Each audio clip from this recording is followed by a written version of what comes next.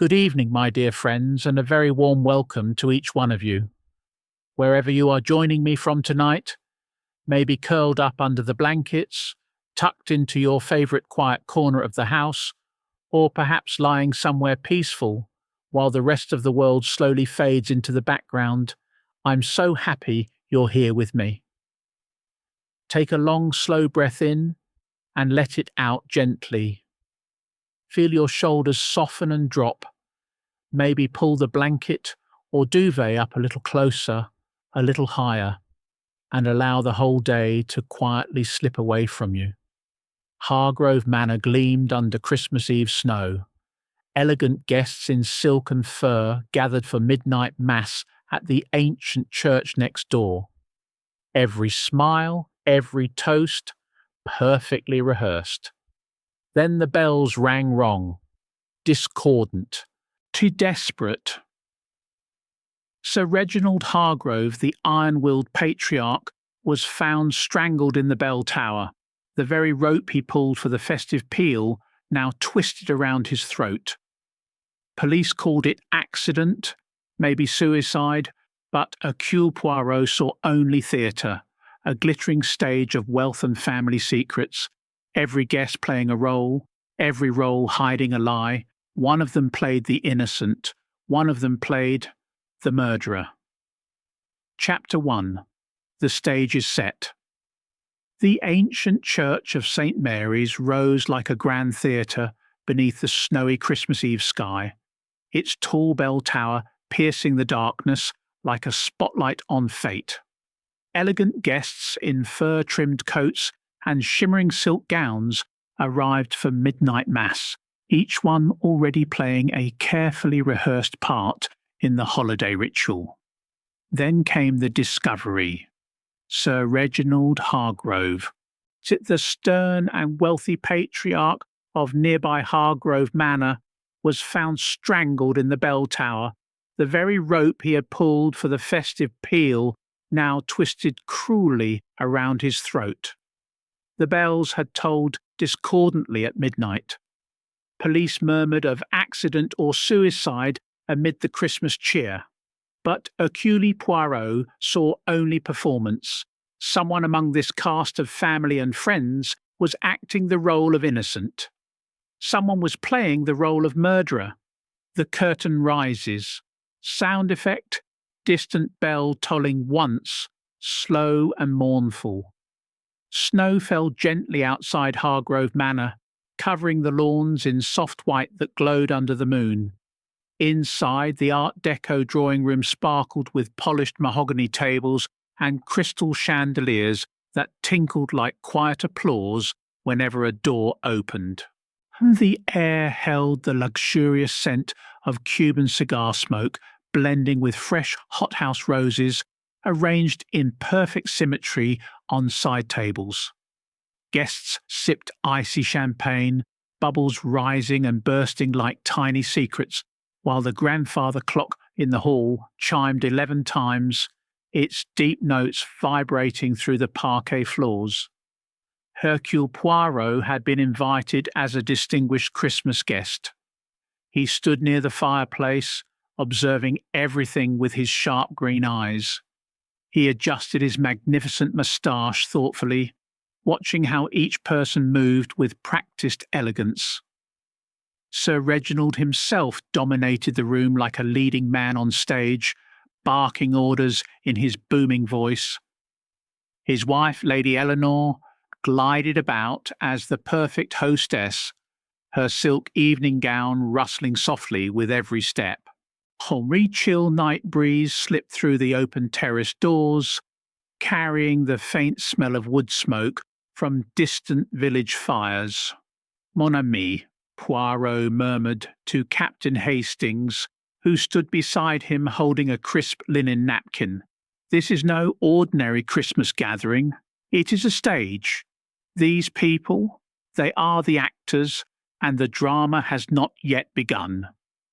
Hastings nodded, feeling the comforting warmth of the crackling fire on his face, while distant piano music played a gentle carol.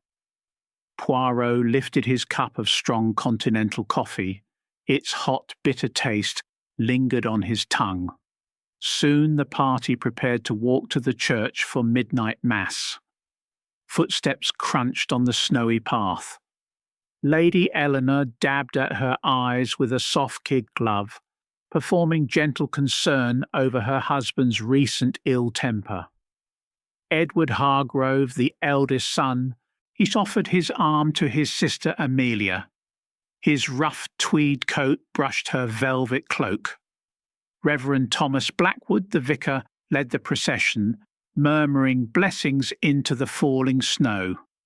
Inside St. Mary's, the atmosphere turned solemn and elegant. Cold marble floors gleamed under candlelight, velvet curtains framed the altar, and the scent of expensive Chanel perfume drifted from Miss Clara Beaumont, an old family friend. It mixed with the clean smell of wax polish on the ancient pews. Poirot settled into his seat, tilting his egg-shaped head to study the cast as they took their places. The organ swelled with rich notes, vibrating the air while soft rain began tapping against the stained glass windows. During the service, Sir Reginald rose quietly and excused himself to climb the bell tower, a family tradition he insisted on upholding. The congregation sang Silent Night, voices blending in harmony, but Poirot noticed small tensions.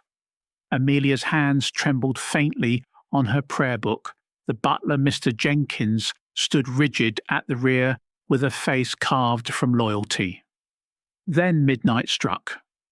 The bells rang out, erratic, jangling wrong. Panic erupted. The body was found dangling from the bell rope, Sir Reginald's face frozen in a grimace of surprise and pain. Police boots thudded up the stone stairs. Fear sweat cut through the perfumes in the confined space. Lady Eleanor collapsed theatrically into a pew, drawing gasps from the others. Poirot rose to his small but commanding height and declared calmly, "This, mes amis, is no accident. This is murder, performed with theatrical precision." Back at the manor, our investigations flickered under candlelight while the cold terrace became a backdrop for hushed whispers. Poirot questioned briefly, noting Edward's alibi delivered too smoothly, like memorized lines. Victor Hargrove, the ambitious nephew, hovered with helpful suggestions, his sandalwood cologne sharp in the warm room. "Watch this performance carefully," Poirot whispered to Hastings. "Is it truth or theatre?" The cast became clear. Lady Eleanor, the grieving widow, Edward, the dutiful heir, Amelia, the innocent daughter, Reverend Blackwood, the pious spiritual guide, Mr. Jenkins, the loyal servant, Miss Clara Beaumont, the charming outsider, Victor, the eager relative. Each wore their role convincingly, masks firmly fixed. Poirot smoothed an imaginary wrinkle from his sleeve. His little grey cells hummed with interest. Champagne corks had popped earlier, but now the taste felt flat and metallic. Deeper glances revealed cracks, Amelia avoiding Victor's eyes, the vicar nervously fingering his collar. The fire crackled warmly in the drawing room, but icy suspicion chilled the air. Poirot spoke softly to the group. "The theatre of crime has one truth. Every actor eventually forgets their lines." As night deepened, Poirot retired to his guest room. The soft leather armchair creaked as he sat. He reflected on the opening performances, each suspect cast too perfectly. "You watch with Poirot, non? You see how this one's hands tremble." The rain drummed steadily on the windows, a quiet rhythm to his thoughts. The police spoke of possible suicide, but Poirot knew the knot in the rope could not be self-tied. He held a smooth crystal glass of sweet liqueur, its taste a small comfort. "The mask slips," he murmured. "Did you see it?" At last, as faint dawn light touched the snow, Poirot arranged the objects on his bedside table in perfect symmetry. The stage was set. The actors had taken their places. Let the drama begin. Chapter 2. Enter the players. Christmas morning dawned grey and quiet over Hargrove Manor, the snow outside already turning to slush under a weak winter sun. The grand hall still carried faint echoes of last night's tragedy. Whispers, footsteps, the occasional sob quickly stifled. Breakfast was laid in the dining room with forced holiday elegance, silver gleaming, crisp linen napkins folded precisely, strong continental coffee steaming in porcelain cups. Yet no one ate with appetite. Every face wore the mask of appropriate mourning. Poirot watched them all, knowing the real performance had only just begun. Formal interviews were arranged in the library. The rooms smelled of old leather bindings, furniture wax, and the lingering trace of Sir Reginald's last Cuban cigar. A warm fire crackled in the marble hearth, but the chill from the terrace doors still crept in. Poirot sat behind the wide mahogany desk like a director in his rehearsal room, small hands folded, green eyes bright and unblinking. Lady Eleanor entered first. She had changed into sober black silk, yet the expensive Worth perfume still clung to her like a signature. She performed the grieving widow with textbook precision. Lowered eyes, trembling lower lip, a soft handkerchief pressed to dry cheeks. "Madame," Poirot began gently, "you were seated in the third pew from the front during the Mass, non?" She nodded. "Yes, Monsieur Poirot. Surrounded by people, I never left my place." Her voice was steady, too steady. Poirot tilted his egg-shaped head. "And yet, a witness recalls seeing a woman in a dark cloak slip toward the tower stairs just before midnight." Lady Eleanor's fingers tightened on the handkerchief. "That could not have been me." Poirot made a small expressive gesture. "We shall see, madame. Truth does not rehearse." Next came Edward Hargrove, the son and heir. Rough tweed jacket, stiff collar, face pale but composed.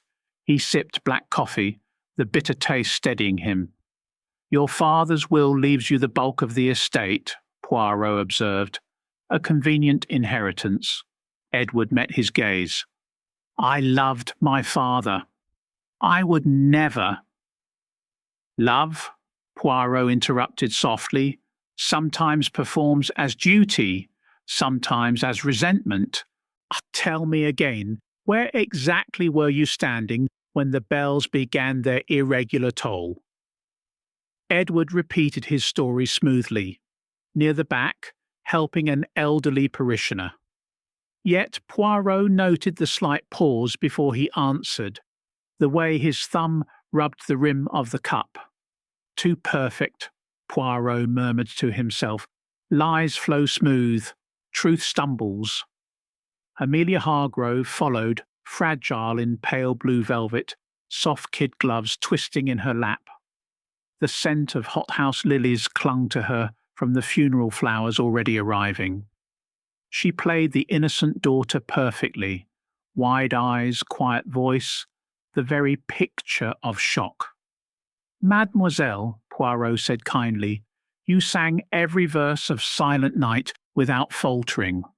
Yet your prayer book was open to the wrong page." Amelia flushed. I was distracted." "By what? Or by whom?" Poirot asked. You avoided looking at your cousin Victor all evening." She lowered her gaze. The mask held, but a tiny crack appeared. Reverend Thomas Blackwood came next, clerical collar tight, hands folded as if in perpetual prayer. The crystal chandelier above tinkled faintly when he shifted. "Reverend, you knew Sir Reginald many years," Poirot said. "Did he ever confide difficulties, secrets?" "Sir Reginald was a private man," the vicar replied. I heard only what a pastor should hear. Poirot touched his magnificent moustache thoughtfully. And yet your sermon last Sunday spoke of hidden sins that cry out for justice. A curious choice of text. Blackwood paled slightly. The performance of piety held firm for now. Mr. Jenkins, the butler, entered with military stiffness. Starched uniform, polished shoes, face carved from 20 years of service. You served Sir Reginald since he was a young man, Poirot noted. Loyalty is a heavy mask to wear. I was devoted to him, sir. Devoted enough to overlook certain economies in your wages these last years? Jenkins's jaw tightened. I never complained. Precisely, Poirot said. The loyal servant never complains until he does. Miss Clara Beaumont swept in last, elegant in dove-grey wool, her Chanel perfume announcing her before she spoke. She played the concerned family friend with charm and just the right degree of distress. Poor Reggie, she sighed. He was always so forceful. Forceful enough to make enemies? Poirot asked. Never enemies, she said quickly. Only admirers who sometimes misunderstood. Poirot's eyes gleamed. Admiration can curdle into something darker, mademoiselle.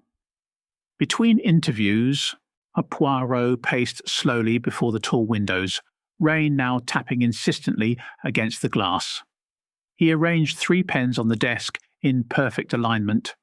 Hastings watched, fascinated. Ah, but you say Poirot reads too much into small gestures, Poirot said with a tiny smile. Bear with me, mon ami. The careful observer, and you are becoming careful, will notice the tells.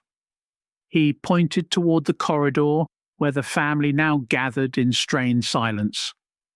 This actor plays grief, he whispered about Lady Eleanor. But observe the eyes. Where is the moisture? This one plays loyalty. He nodded toward Jenkins. But loyalty does not clench fists when the master's name is spoken. Lunch was announced. The dining room filled with the scent of roast pheasant and mulled wine, but conversation stayed polite and empty. Every sentence felt rehearsed, every glance calculated. The tension rises, Poirot murmured to Hastings as they watched from the doorway. Someone will break character soon. As the afternoon darkened, Poirot stood alone by the fire, its warmth contrasting the cold suspicion settling over the house. The grandfather clock chimed 3. Every actor had taken their mark. But who played truth and who played lies? Chapter 3. The First Act. Boxing Day arrived with a reluctant sun that barely pierced the heavy clouds over Hargrove Manor. The snow had melted into dirty patches on the lawns, and the bell tower of St. Mary's loomed in the distance, like a stage prop now forbidden to the actors. Inside the house, the atmosphere had thickened. Polite Christmas greetings had given way to guarded silences and sideways glances. That the first real clues began to surface, not fingerprints or footprints, but the small fractures in carefully rehearsed performances. Poirot moved through the manor like a director inspecting his set. He started in Sir Reginald's private study, a room of dark mahogany and green leather that still smelled faintly of Cuban cigars and furniture wax. Drawers had been searched by the police, but Poirot looked with different eyes. Behind a row of legal volumes he found a single folded letter, its edges slightly singed as though someone had considered burning it. The handwriting was hurried, the ink fresh enough to suggest it had been written recently. Blackmail. A demand for £5,000, or the indiscretion will become public knowledge before the new year. No signature, only an initial. V. Fee or Poirot touched his magnificent moustache thoughtfully and slipped the letter into his pocket. "The first crack in the scenery," he murmured. He summoned Lady Eleanor to the drawing-room. She entered wearing black velvet, the fabric catching the firelight. Her performance of dignified grief remained technically flawless. Head slightly bowed, hands folded, voice soft. "Madame," Poirot began, "you maintain you never left the pews." "Never." "And yet this letter speaks of an indiscretion known to your late husband. An indiscretion you perhaps shared?" Her shoulders stiffened almost imperceptibly. "I have no idea what you mean." Poirot tilted his head. "The mask slips. Did you catch it, mon ami?" He whispered toward Hastings, who stood quietly by the window. "Observe the hands. They no longer tremble with sorrow. They clench with something else." Edward was next. He stood by the tall windows, rough tweed jacket buttoned tight against the chill seeping through the glass. Poirot placed the bank statements he had quietly obtained on the desk. "Large debts, monsieur. Gambling clubs in London. Your father refused further assistance 6 months ago." Edward's jaw worked. "That doesn't mean I killed him." "No, but it means motive performs as duty in your case. You needed money. Urgently." Edward looked away. For the first time his voice cracked. "Just a fraction. I argued with him that afternoon, but I didn't." He stopped. The pause was louder than any confession. Amelia entered hesitantly, her velvet cloak still damp from a brief walk in the grounds. Poirot offered her a chair near the fire. The warmth brought colour to her cheeks, but her eyes remained wary. "Mademoiselle, you love your cousin Victor, non?" She started. "That's private. Private matters have a way of becoming public in a theatre such as this." Poirot produced a small bundle of letters tied with ribbon, found tucked inside her writing desk. "These speak of plans, elopement, escape from your father's control." Amelia's lip trembled. This time the tears were real. They left faint tracks through her powder. Father would never have allowed it. "And so love performs as indifference in public but burns in secret." Poirot's voice softened. "Truth does not need to rehearse its tears." The vicar, Reverend Blackwood, arrived looking more strained than ever. His clerical collar seemed to choke him. Poirot wasted no time. "Reverend, forgery is a serious sin, even when committed in youth." Blackwood blanched. "I don't know what—" "A document. A baptismal certificate altered many years ago. Sir Reginald kept it as leverage. Did he threaten to expose you?" The vicar sank into a chair. "He hinted, but I never harmed him." Poirot made an expressive gesture with his small hands. "Piety is a beautiful mask, but guilt presses against it from beneath." Mr. Jenkins was summoned last before luncheon. The butler stood ramrod straight, but his knuckles showed white against his black sleeves. "Long service, monsieur, and yet wages frozen for 3 years while the family lived in luxury." "I accepted my position," Jenkins said tightly. "Acceptance can curdle into resentment. Loyalty can mask hate." For a moment the butler's composure wavered. His gaze dropped to the carpet. Poirot noted it. The body betrays what the voice denies." Miss Clara Beaumont was questioned in the conservatory among hothouse lilies and warm glass walls. Her perfume mingled with the scent of damp earth. "You were once close to Sir Reginald," Poirot said gently. "A long time ago. Close enough for a child." She froze. "How did you—" "Old letters, a photograph tucked inside a book, Motherhood performs as friendship when society watches. Clara's elegant mask cracked. She turned away, shoulders shaking, not with rehearsed sobs but with something raw. Later, in a quiet corridor, Poirot overheard Amelia confronting Victor. "You used me," she whispered fiercely. "You wanted the money, not me." Victor's smooth voice faltered. "That's not true." But the denial came too late. Jealousy, greed, fear, all flickered across his face before the mask snapped back into place. Poirot stood in the doorway of the drawing-room as the family gathered uneasily for tea. The grandfather clock chimed 4. Rain tapped insistently on the windows. He spoke softly, almost to himself. "Humans wear masks because naked truth is too cold. We fear judgment. We crave approval. We hide wounds. Yet every mask has a seam, every performance a tell." He thought of an older case, the murder of Roger Ackroyd, where a man had rehearsed shock so perfectly that even Poirot had paused. Mirrors, practice, widened eyes, dropped jaw, but steady hands reaching for a cigarette case had betrayed him. The body remembers what the mind tries to forget.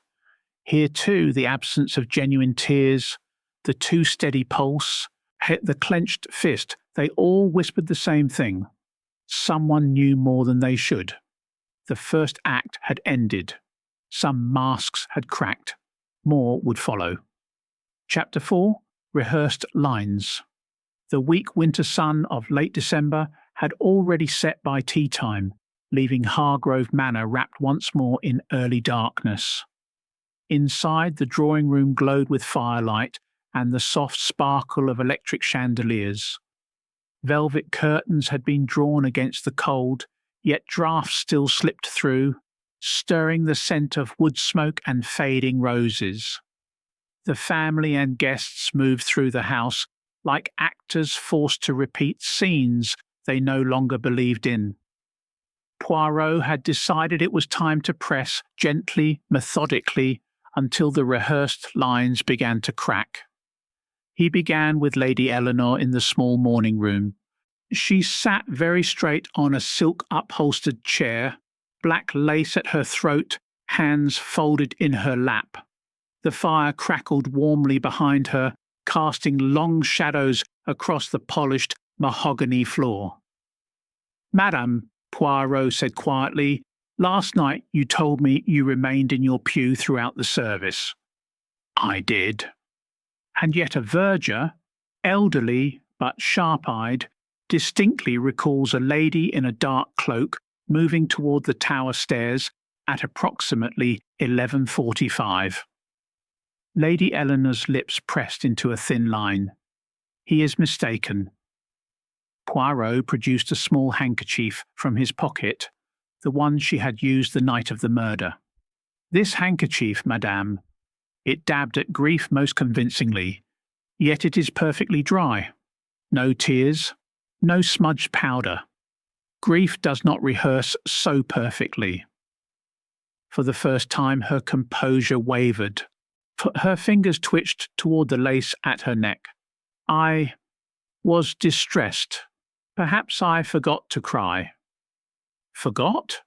Poirot echoed softly. "Or perhaps you already knew what the bells would announce." Edward was summoned to the library next. He stood before the tall bookshelves, arms crossed, rough tweed jacket still carrying the faint smell of outdoor air. Poirot placed a single sheet of paper on the desk, a copy of a bookmaker's ledger. £23,000 owed, monsieur. Your father refused to pay. You argued violently on Christmas Eve afternoon. Edward's jaw tightened. "We disagreed, that's all." "Disagreed enough for you to leave the church briefly during the hymns?" "I stepped out for air." "Air," Poirot repeated. "And while taking this air, did you perhaps climb the tower stairs?" Edward laughed, too sharply, too quickly. "You're reaching, Poirot." "Reaching?" Poirot tilted his head. "No, monsieur, I am observing. Your watch, Stopped at 11:58. Deliberately, I think. A man creating an alibi does not forget to wind his watch unless he is nervous.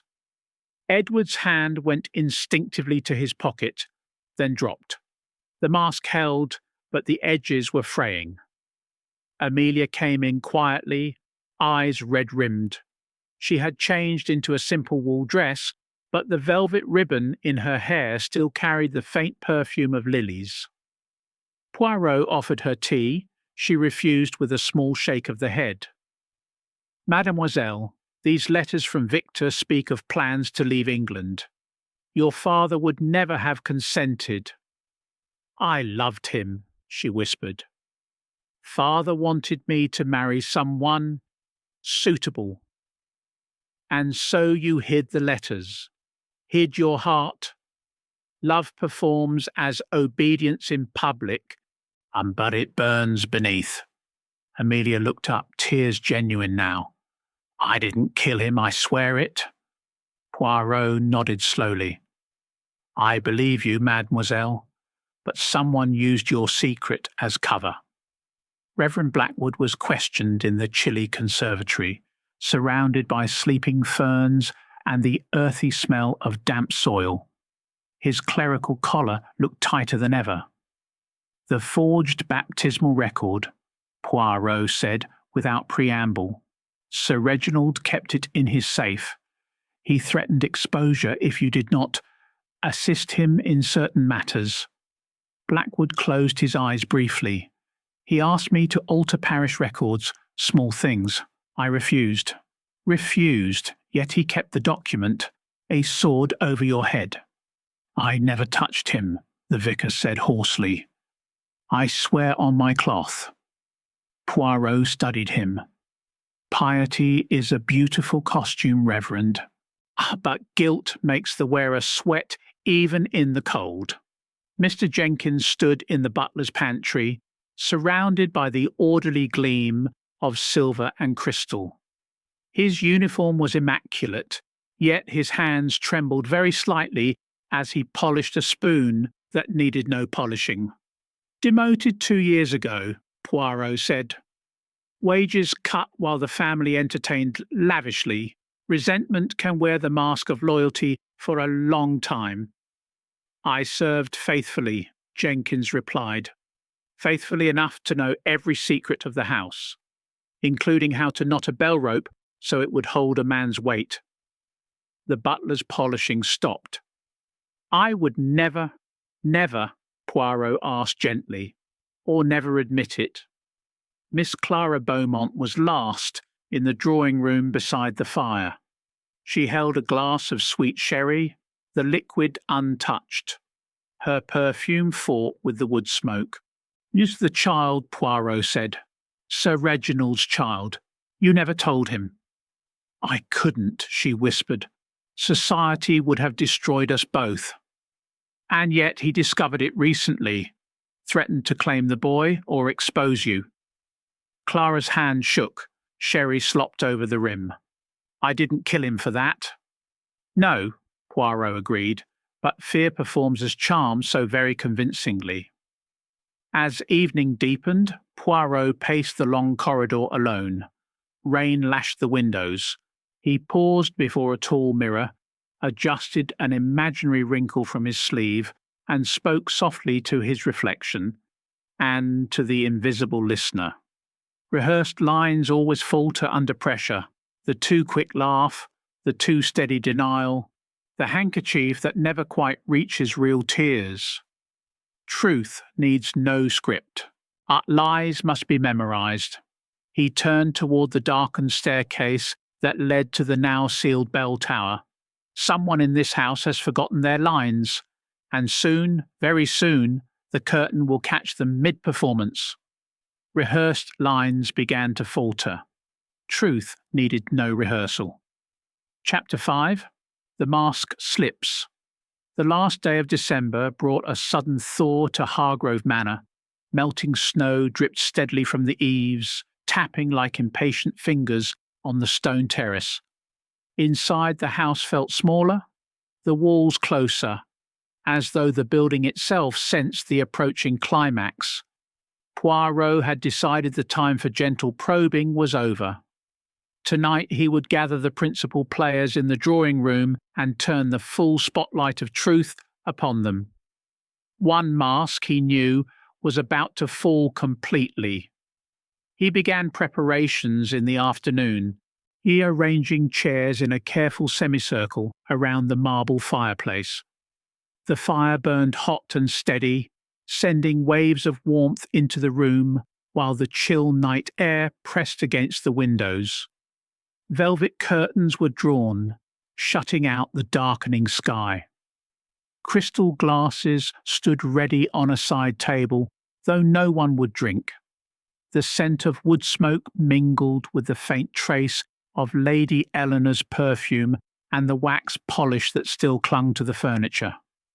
Everything was set for the confrontation. The cast assembled at 8 o'clock. Lady Eleanor sat nearest the fire, black silk rustling softly.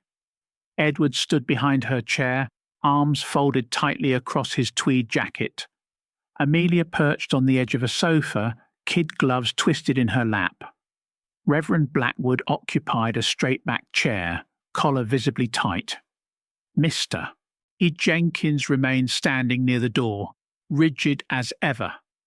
Miss Clara Beaumont chose an armchair slightly apart, her Worth perfumes sharp in the warm air. Victor Hargrove arrived last, attempting a casual smile that did not reach his eyes.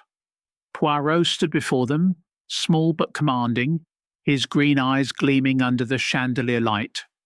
He made a slow, deliberate gesture with his small hands, as though conducting an orchestra about to play its final note.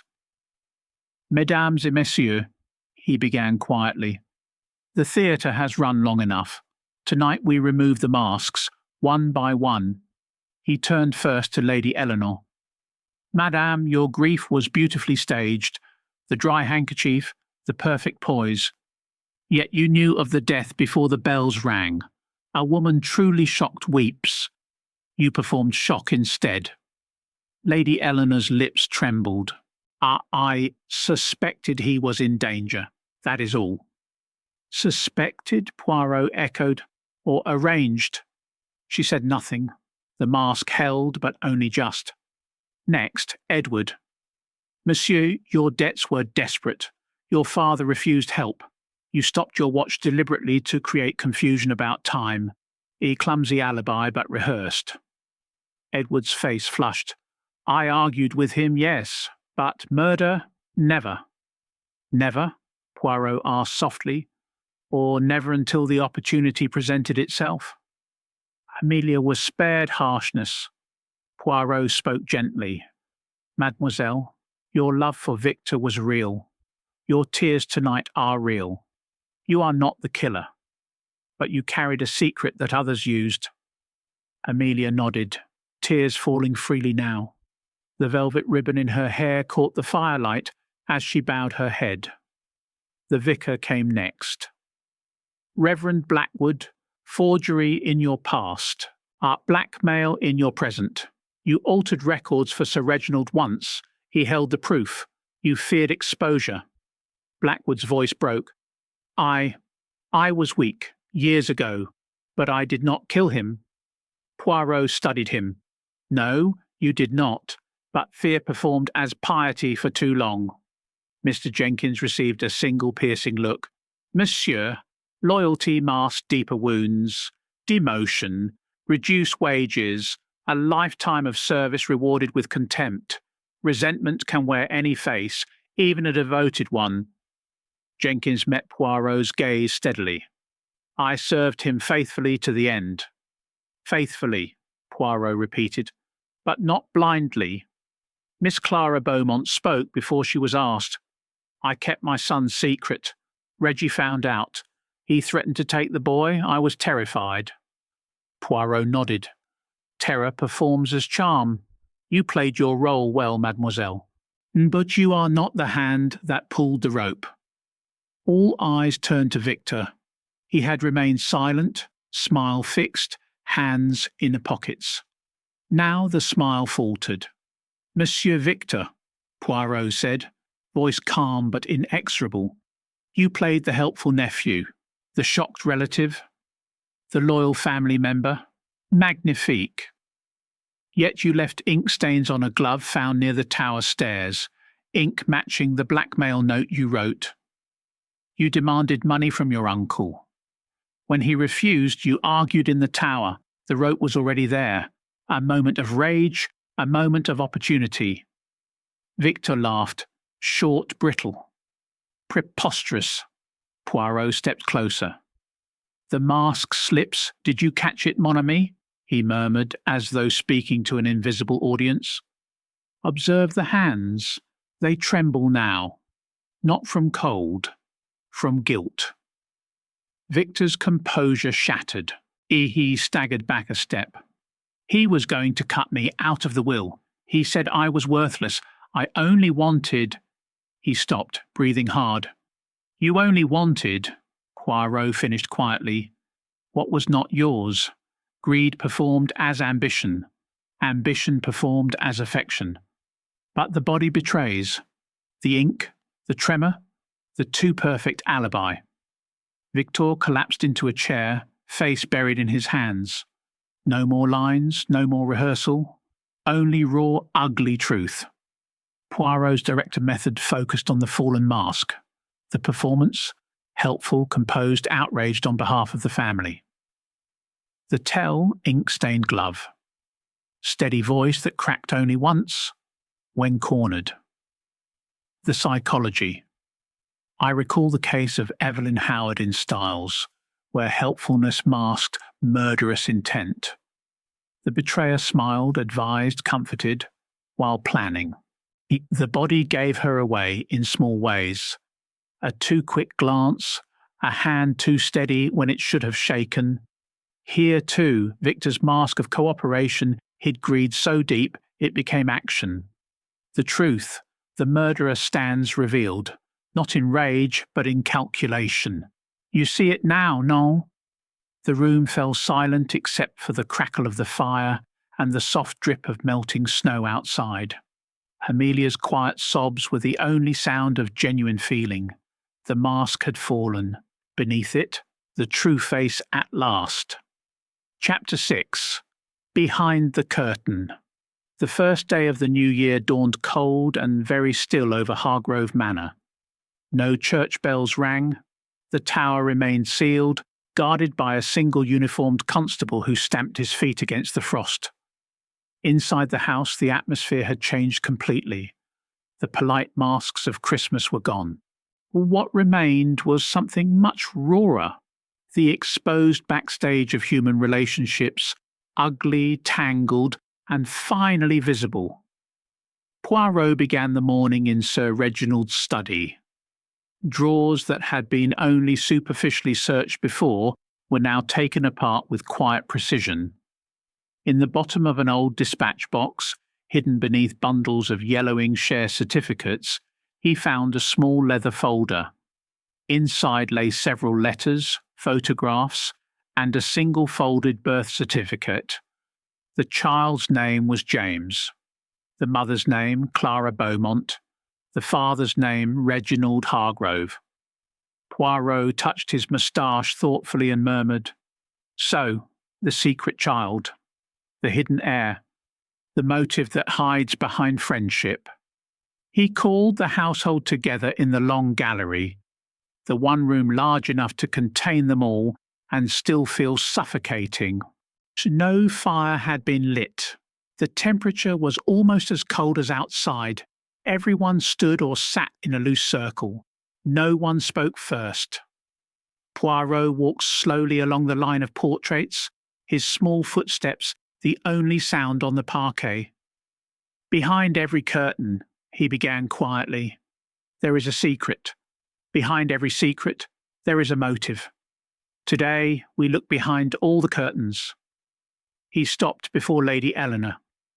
"Madame, your husband kept a mistress for many years. Not a young girl, a woman of your own age and class, Miss Beaumont. You knew. For years, you knew."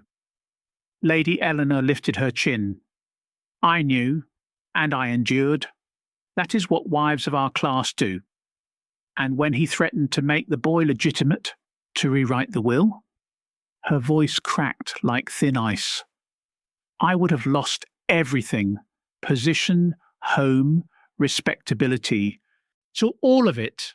Poirot moved on to Edward. You, monsieur, were stealing from the estate for 18 months. Small amounts at first, then larger. Your father discovered it 2 weeks before Christmas. He was going to cut you out completely. Edward's face worked. He called me a parasite. Said I wasn't fit to carry the Hargrove name. So you needed him dead before the new year? Before the new will could be signed. Next, Amelia. Your father had already arranged a marriage for you, a man 30 years older, very rich, very dull. You and Victor planned to run away on the 2nd of January. Your father found the tickets, the hotel booking, the letters. He told you he would have Victor arrested for fraud if you did not give him up. Amelia was crying openly now. He said I was throwing away the family name for a fortune hunter. Reverend Blackwood stood very straight, as though bracing himself. You, Reverend, Sir Reginald had proof of your youthful forgery. He also had proof that you helped him hide certain financial irregularities in the Church Restoration Fund. He was going to expose both. You would have lost your living, your reputation, everything. Mr. Jenkins spoke before Poirot reached him. I was the one who first told Lady Eleanor about Miss Beaumont, 23 years ago. I thought it my duty. His voice was low and bitter. Sir Reginald never forgave me. He punished me for 23 years. Smaller wages, less authority, endless little humiliations. I bore it until I couldn't. Poirot turned at last to Victor. You wrote the blackmail letter. You demanded £5,000. But when your uncle refused, you argued with him in the tower. You were the last person seen going up those stairs. The ink on the glove matches the ink in your study. The glove is yours. Victor looked suddenly very young, very frightened. He was going to cut me off, completely. I only wanted what should have been mine. Silence fell. Thick, heavy, cold. Poirot walked to the centre of the long gallery. Humans hide for many reasons: shame, fear, pride, love twisted into possession, greed dressed as justice. We build curtains, beautiful, thick, expensive curtains, and we stand behind them for years, sometimes for a whole lifetime. But the stage is only so big. Eventually someone must step into the light. He looked slowly round the circle. I remember a case many years ago, on the blue train. Our woman wore the mask of grieving widow so perfectly. Jewels were stolen. Everyone believed tragedy had struck twice, but behind the curtain was something much simpler and much uglier. Greed masquerading as grief. A lover and a fortune. The same pattern repeats, only the scenery changes. He made a small, almost tender gesture with both hands. Every one of you had reason. Every one of you had opportunity. Every one of you wore a mask, but only one hand pulled on that bell rope until a man stopped breathing. The grandfather clock in the hall struck 12. The sound travelled down the long corridor and seemed to echo inside everyone's chest.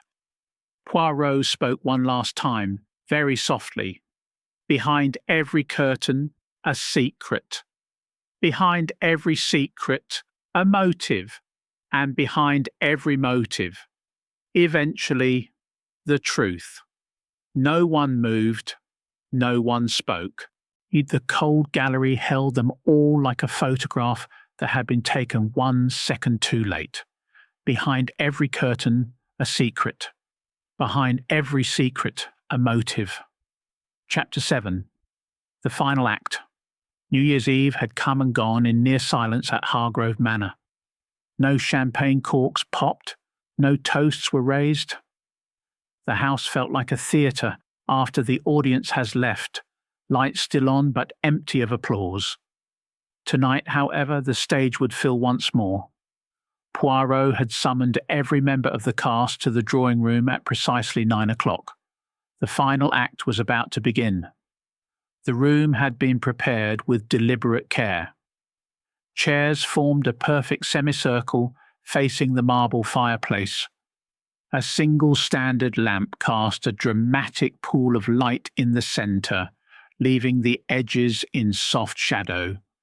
The fire burned low and steady, sending occasional sparks up the chimney.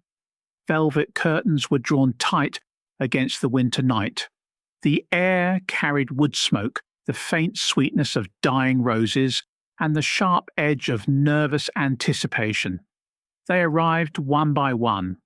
Lady Eleanor in unrelieved black silk, Edward in dark tweed, jaw set, Amelia pale and silent, kid gloves clenched in her lap, Reverend Blackwood clutching a small prayer book as though it were armour, Mr. Jenkins standing ramrod straight by the door, Miss Clara Beaumont composed but watchful, Victor last, attempting nonchalance, failing. Poirot stood in the centre of the lighted circle, small, immaculate, utterly in command. His green eyes moved slowly from face to face. He made no gesture of welcome. He simply began. Mesdames et messieurs, he said, voice quiet yet carrying to every corner. You have each performed for Hercule Poirot. Some performances were truthful, some were not. Tonight we review them all. Let the final act begin. He turned first to Lady Eleanor. Madame, you played the grieving widow with elegance. The lowered eyes, the soft handkerchief, the dignified restraint. Bravo! But the grief was costume. Your handkerchief remained dry. Your mascara never ran. A woman who has just lost her husband weeps, truly weeps. You performed shock because you already knew. You had heard the quarrel in the tower. You had seen Victor climb the stairs. Lady Eleanor's hands tightened on the arms of her chair. She said nothing. Poirot moved to Edward. You, monsieur, performed the loyal son. Dutiful. Devoted. Yet loyalty does not embezzle from the family estate. Loyalty does not forge documents to hide gambling debts. Or your watch was stopped deliberately, a clumsy attempt at an alibi. The body betrays. Your hands shook when you denied it. Edward looked down at his own hands as though they had become strangers. Amelia received a gentler tone. Mademoiselle, your role was the innocent daughter. You played it with real tears. Your love for Victor was genuine. But innocent daughters do not hide letters of elopement in the lining of hat boxes. Innocent daughters do not lie about where they were during the hymns. Amelia bowed her head. A single tear fell onto her glove. Reverend Blackwood was next. Reverend, you performed piety, folded hands, gentle voice, yet piety does not forge baptismal records. Piety does not assist in hiding church funds. You feared exposure. Fear performed as holiness until it could perform no longer. The vicar closed his eyes. His lips moved in silent prayer. Mr. Jenkins stood motionless. You, monsieur, played the loyal servant, 23 years of perfect service. Yet loyalty does not poison itself with resentment year after year. Loyalty does not learn every secret of the house only to use them one day. Jenkins met Poirot's gaze without flinching. I served him, sir, to the end. Miss Clara Beaumont lifted her chin before Poirot reached her. Mademoiselle, you performed the charming friend, concerned, elegant, yet friendship does not hide a child for 23 years. Friendship does not tremble when the father threatens to claim that child. Clara's composure cracked, just once. A small, involuntary sound escaped her. Poirot turned at last to Victor. And so we come to our leading performer. Monsieur Victor, you gave the most convincing performance of all. The shocked nephew, the helpful relative, the loyal family member offering alibis, suggestions, comfort. Magnifique. You smiled, you sympathized, you lied with smoothness and charm. But you made one small error. One tiny moment when the mask slipped. The glove, the left-hand glove found near the tower stairs, ink-stained, the same ink as the blackmail note you wrote, the same ink as the fountain pen in your bedroom. You argued with your uncle that night. You followed him to the tower. You demanded money he refused. In rage or in calculation, you seized the bell rope and pulled until life left him. The performance is over. The curtain falls. The truth takes her bow. Victor surged to his feet. This is madness. You have no proof. Poirot raised one small hand. Proof? The ink, monsieur. The glove. The stopped watch you borrowed from Edward to confuse the time. The quarrel overheard by Jenkins on the landing. The fact that your shoes carried traces of bell tower dust when no one else had been near it. But most of all, the psychology. Greed performed as affection. Ambition performed as family feeling. Rage performed as accident. I am reminded of a journey on the Orient Express. Many masks, many motives. Collective guilt hiding one true killer. Here too, many had reason, many had opportunity, but only one hand pulled the rope. Only one actor forgot his lines when the spotlight found him. Victor's legs gave way. He sank back into the chair, face ashen, hands shaking uncontrollably. No more charm, no more rehearsal. Only the raw, stripped face of a man who had played and lost. Poirot stepped back into the centre of the light. The theatre of crime has spoken. Every actor has been reviewed. Every mask has been removed. Justice will now take the stage. He made a slow, deliberate gesture, as though drawing an invisible curtain across the scene. The fire crackled once, sharply.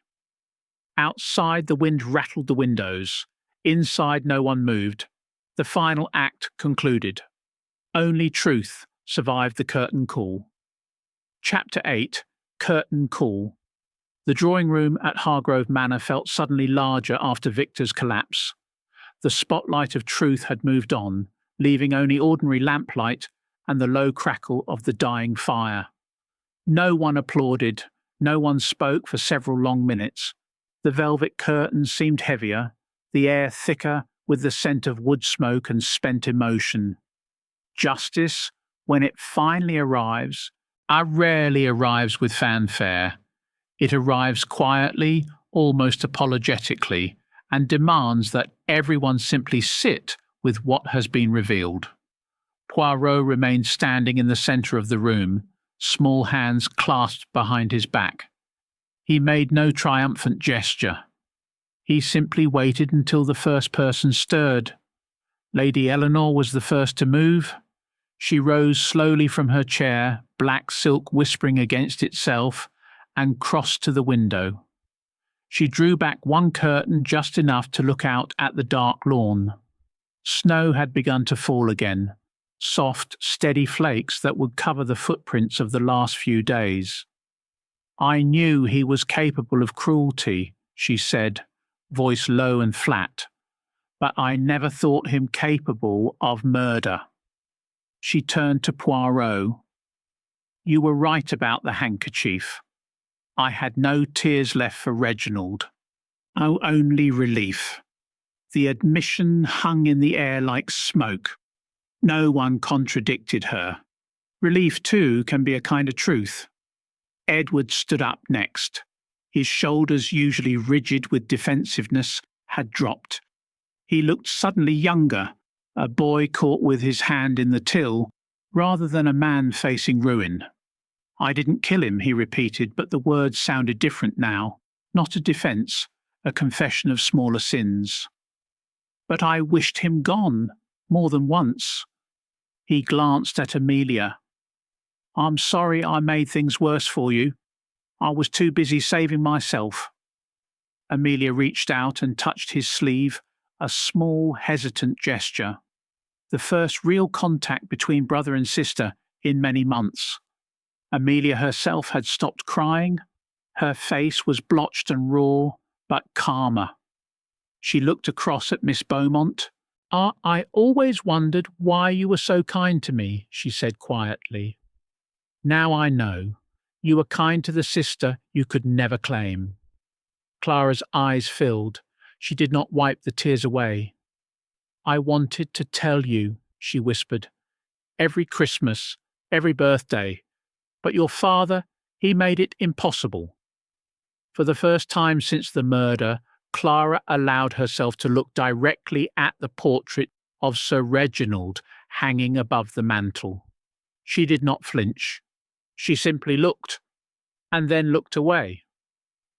Reverend Blackwood had not moved from his chair. His prayer book lay open on his knee, but he was not reading. He spoke without lifting his head. I will make a full statement to the police tomorrow. The forgeries, the church funds, all of it. He looked up at Poirot. I thought piety would protect me. It only made the fall harder. Poirot inclined his head. The confession, Reverend, is the beginning of grace, not the end. Mr. Jenkins remained by the door, but he had unclasped his hands. The rigid posture had softened, not into defeat, but into something closer to rest. I stayed for 23 years out of pride, he said. Pride that I could endure what others could not. That pride poisoned me. He looked at Lady Eleanor. I told you about Miss Beaumont because I thought it was right. I was wrong. I only wanted to hurt him. Lady Eleanor met his gaze. We both wanted to hurt him. In different ways. Neither of us succeeded until tonight. Victor sat slumped forward, elbows on knees, face buried in his hands. No one approached him. No one offered comfort. The performance was over. The actor had left the stage. What remained was only a man who had gambled everything and lost. Poirot spoke at last, voice gentle but firm. The curtain has fallen, the lights are dimming, but the play does not end in darkness. Justice begins now, not as spectacle, but as consequence. He turned toward the door where two police inspectors waited quietly in the hall. They had been summoned earlier at Poirot's discreet request. Victor Hargrove, you will go with these gentlemen. You will answer for the murder of your uncle. The rest of you, your secrets are no longer weapons. They are simply facts. Live with them. Learn from them. The inspectors stepped forward.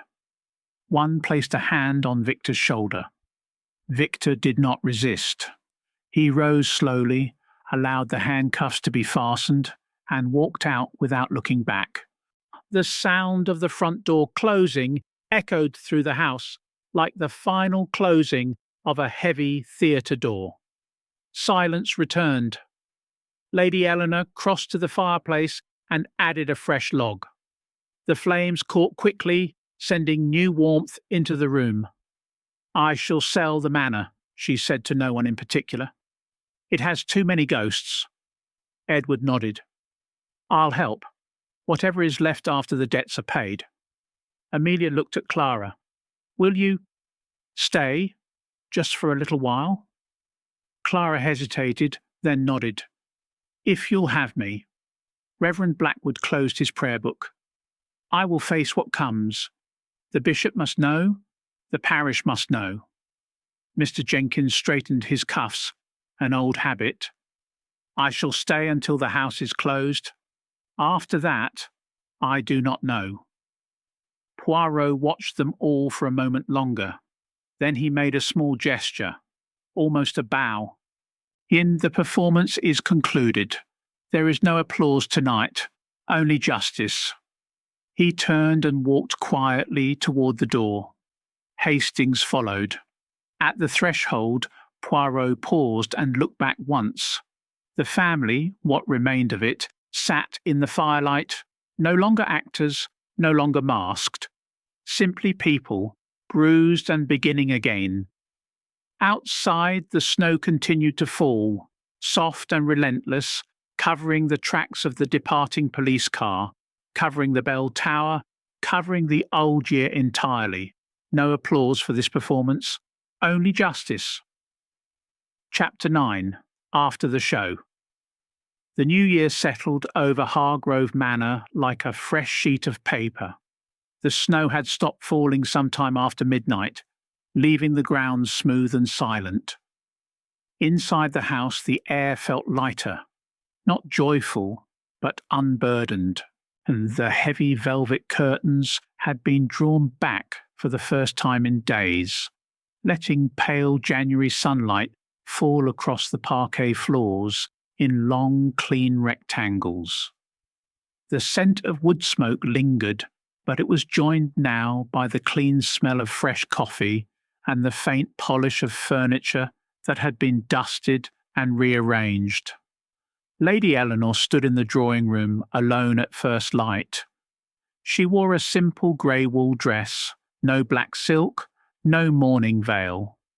She had already instructed the staff to pack away Sir Reginald's personal effects, the cigar boxes, the leather-bound ledgers, the photographs in silver frames.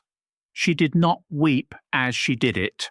She simply worked methodically, as though closing the final act of a very long play. When Amelia entered, still in her dressing gown, Lady Eleanor turned and offered a small tentative smile. "I've decided to sell the manor," she said. "Not immediately, but soon. Too many rooms, too many echoes." Amelia nodded. "I think that's right." She hesitated, then stepped forward and embraced her mother, a gesture neither of them had made in years. Lady Eleanor held her tightly for a moment, then released her. "You'll go to London?" Amelia asked. "Yes, a small flat. Enough space for me and my books. Enough quiet to think." "And James?" Amelia asked softly. Lady Eleanor looked toward the window. "Clara is bringing him here next week. We will speak, properly, for the first time." The admission carried no bitterness, only the quiet acceptance that comes after masks have been torn away. Edward appeared in the doorway, sleeves rolled up, carrying a cardboard box of papers. His face looked less haunted. "I've spoken to the solicitors," he said. "The debts can be managed, most of them. The estate will be smaller, but it will survive." He set the box down and looked at his mother and sister. "I'm going to work, properly, not just managing tenants and signing checks. I've applied for a position at a bank in the city. They know about everything. They still want me." Lady Eleanor reached out and touched his arm. "I'm proud of you, Edward, not for what you've done, for what you're choosing to do now." Clara Beaumont arrived just after luncheon. She came alone, carrying only a small valise and a photograph in a plain frame. When Amelia opened the door, Clara hesitated on the threshold. "May I come in?" Amelia stepped aside. "Please." They sat together in the conservatory among the sleeping ferns. Sunlight filtered through the glass roof in soft watery patterns.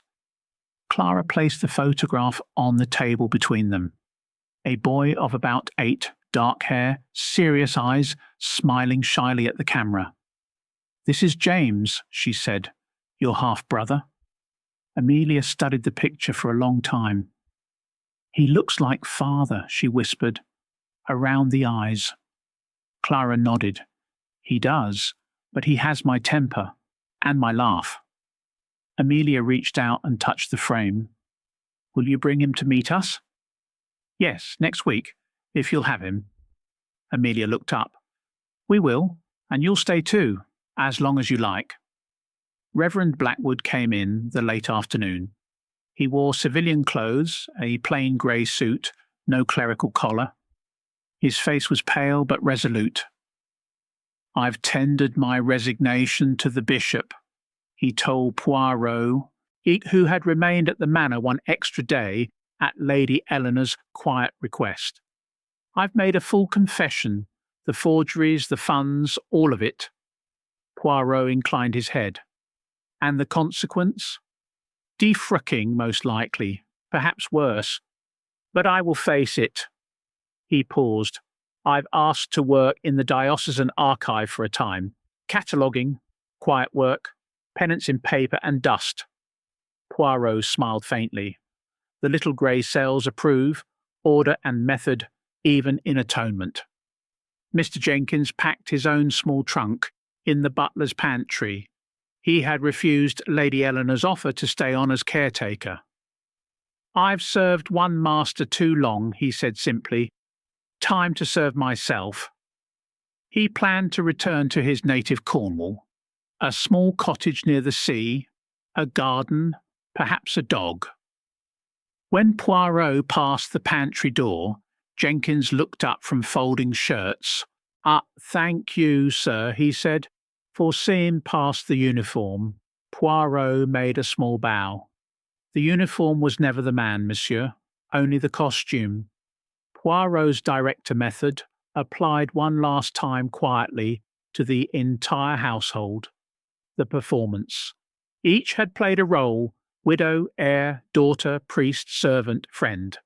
Polished, convincing, necessary. The tells were never in the grand gestures. They were in the small refusals, the dry handkerchief, the stopped watch, the hidden letters, the too tight collar, the clenched fist, the untouched sherry. The psychology. I recall the aftermath of the Orient Express affair. Masks removed, the passengers were left not ruined, but stripped. Some found freedom in the nakedness. Some found only shame. Here too, truth does not always heal gently, but it heals. Is the truth. They are no longer actors. They are people again, bruised, changed, beginning. Poirot stood on the front steps as the taxi waited to take him to the station. Hastings loaded the last bag. Lady Eleanor came out to say goodbye. You will come back one day? She asked. Poirot smiled. When the theatre is quiet again, madame. Perhaps for tea. She pressed his hand. Thank you for directing us back to ourselves. The taxi pulled away down the snowy drive. Behind it, Hargrove Manor stood peaceful in the winter light, no longer a stage, but simply a house. Windows open, curtains back. Life beginning to move inside once more. The theatre emptied, but the lessons lingered. Chapter 10. Poirot reviews the performance. Hercule Poirot sat in the small, comfortable sitting room of his London flat on a quiet February afternoon. Outside, a light fog pressed against the windows, softening the sounds of the city to a gentle murmur. Inside, everything was order and symmetry. The silver coffee pot gleaming on the low table, 2 porcelain cups aligned precisely, a plate of delicate madeleines untouched beside a steaming cup of tisane. The fire burned low and steady, sending the faint, comforting scent of applewood into the air. Poirot wore his favourite dressing gown of deep burgundy silk, the tasselled cord neatly tied. He had removed his collar and tie. Even the magnificent moustache seemed slightly relaxed, as though the little grey cells had at last been given permission to rest. On the side table lay a neatly folded copy of the Times. The short paragraph on page 7 recorded the outcome. Victor Hargrove had pleaded guilty to murder at the Old Bailey, sentenced to life imprisonment. The Hargrove estate was being quietly divided. The manor itself had already found a buyer, an American industrialist with a taste for English history and no knowledge of its recent tragedy. The rest of the cast had scattered like actors after a long run. Lady Eleanor in a small Chelsea flat, Edward beginning a modest career in banking, Amelia studying art in Paris with her half-brother James occasionally at her side, Clara Beaumont quietly raising the boy in a cottage near Oxford, Reverend Blackwood working in diocesan archives, Mr. Jenkins tending roses in Cornwall. Poirot lifted the tisane to his lips, inhaled the faint lemon verbena, and spoke softly, as though addressing an old friend who sat invisibly in the opposite armchair. Humans perform, mon ami. They perform from the moment they understand they are watched. Society demands it. The polite smile when the heart is breaking, the firm handshake when the palm is sweating, the measured words when rage wants to scream.